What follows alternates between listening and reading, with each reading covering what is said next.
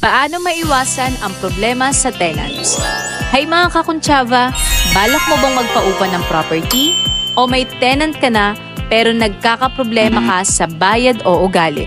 Hindi biro ang pagiging landlord, kaya dapat alam mo kung paano iwasan ang mga tenant na pahirap sa negosyo mo.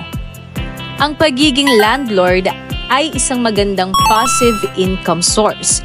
Pero kung hindi ka maingat, maaaring maging sakit sa ulo ang maling tenant.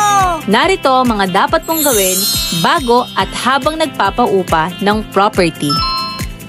Number 1. Background check is key. Dapat i-verify ang employment at income source ng tenant.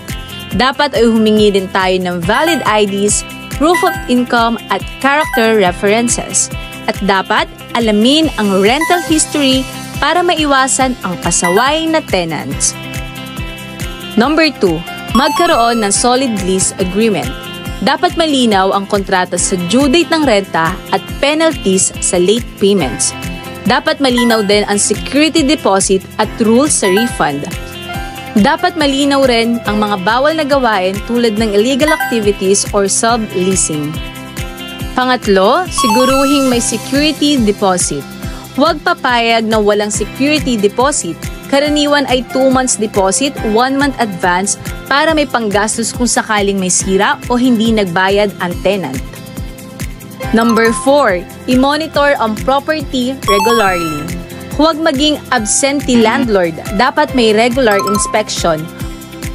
Pwede mong isama sa lease agreement ang schedule ng pagbisita para matiyak na maayos pa rin ang unit mo. Number 5. Magkaroon ng malinaw na communication. Dapat may malinaw kang paraan ng pakikipag-usap sa tenant.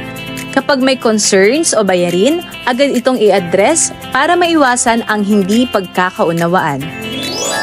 Sa tamang paghahanda at pagpili ng tenant, maiiwasan mo ang stress at paniguradong magiging smooth ang rental business mo.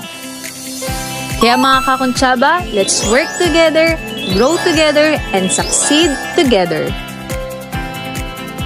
Disclaimer: bilang isang lisensyadong real estate broker, ibinabahagi ko ang content na ito para sa informational purposes only.